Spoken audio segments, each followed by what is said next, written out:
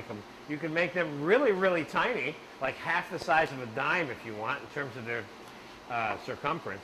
But I kind of like them a little bit bigger. One thing about a smaller croutons, it tends to get soggy. Let me get myself some sweat off my forehead here. Excuse me. Now, they tend to get soggy in the soup faster because they're so small and they suck up the soup and then they're not crispy anymore, and that kind of defeats the function of the crouton. Now, in this particular case, we're going to dump the crouton on another towel to drain, unless I can get them on this towel. Let me get them on this towel. All right, let's slide that back over, a little bit more clarified butter.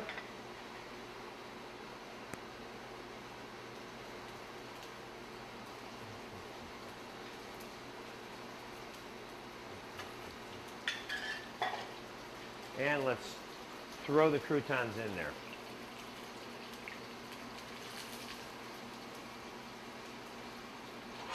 In this case, you'll toss the croutons around as they're browning a little bit to make sure that they get browned all the way around.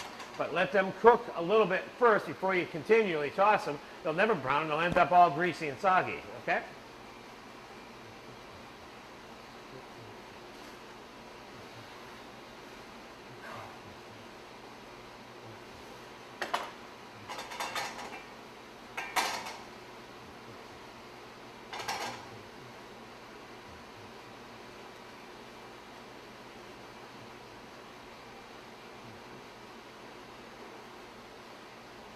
It looks good.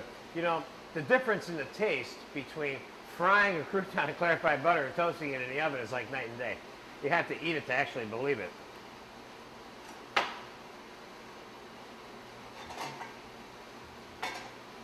Okay, they're starting to brown. Now, one of the things I'll do is I can put a little bit of salt and pepper on these. If you'd like, of course, you can, after you toast them, but immediately while they're hot, just sprinkle a little Parmesan cheese on them also. It's another. And some chopped parsley, which is what I'm going to do with these, the parsley part. Give our soup a little mix back here. It's just starting to come to a simmer now. And I want to talk to you about, as soon as these croutons come off, about the pea soup and the color of the pea soup and how you create, if you will, the color of the pea soup and how easy it is to destroy the color of the pea soup by cooking it too much. But I got to keep my eye on these croutons right now, or I'll be showing you how to burn them. You don't want that. See how they're getting a little brown now? They look starting to look good. Can you hold that up one more time? I certainly can. Thank you. Aren't those nice? Look at that. They're just about done too.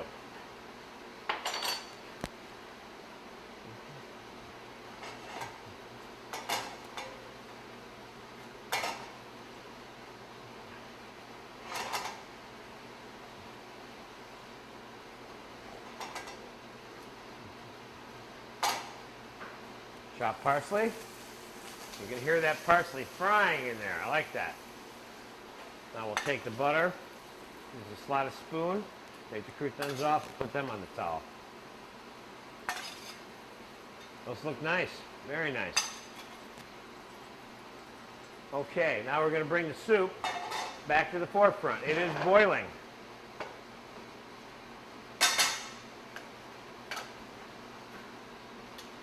And it is very close to being pureed right now.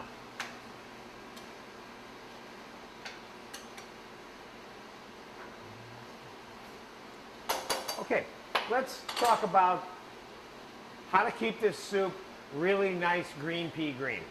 There's two things. First, don't cook the soup more than you need to cook it. This is the single largest mistake that people make when they're making soup, and it has something to do with how it affects the color of the soup. In this case, it is absolutely essential that you do not overcook the peas and that you just cook the soup long enough for it to be pureed, and that's it.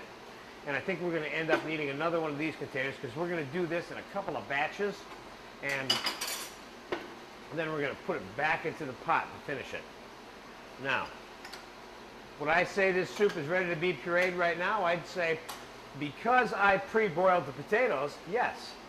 Now, if you don't pre-boil the potatoes, which you should not do, you must, you know, boil them. Otherwise, you'll have to cook the pot with the peas in it too long, and then the soup's not going to be green, okay? So let's begin by taking some of the soup and batch pureeing it, okay?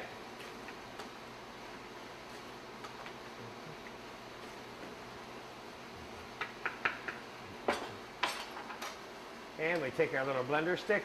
Of course, you can make this soup in a food processor if you don't have one of these little blender sticks. If you go the food processor method, keep in mind that you should drain the food from the juice and puree the food and then add it back into the juice. Food processor is not designed to accept liquid puree stuff, just food that's soft and hot. That would be what I recommend for the food processor. For the regular bar blender, if you will, or kitchen blender, just make sure that you don't overfill the blender beyond about 2/3, and that the lid is on tight, and that you start the machine out slowly and not pressing it directly to puree immediately, because it'll try to get out of the pot on you. You might get burnt. So let's give this a zap.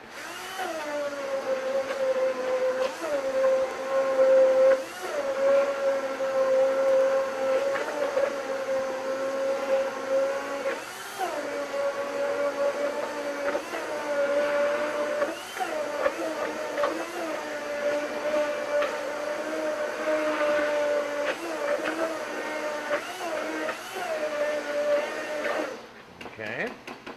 Let's take this and dump it in here temporarily. That looks good. Next batch, I think we can do it a whole batch at once here now. The rest of the pot.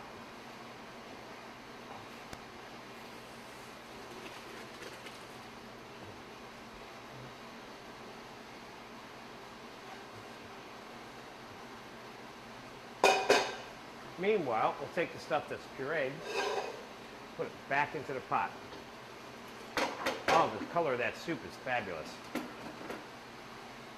Now let's complete the pureeing process here. Look at that color.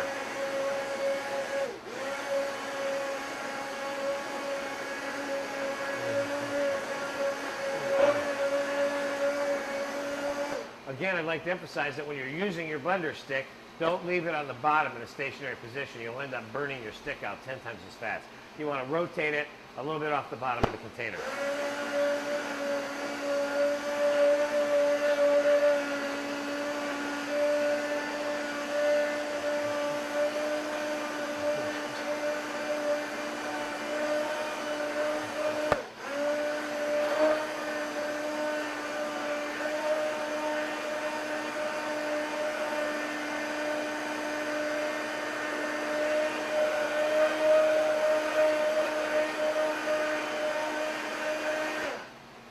Okay, this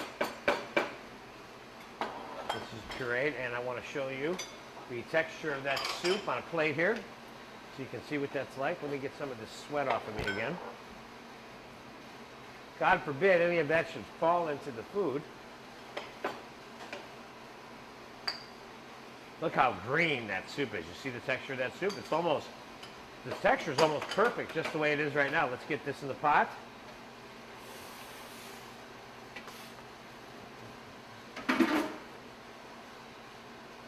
Okay, let's take this soup over and finish it off. Now you're noticing how fast this soup is.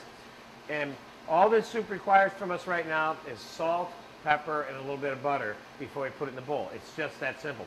It already probably has a feeling of fresh pea to it, because that's all it really is.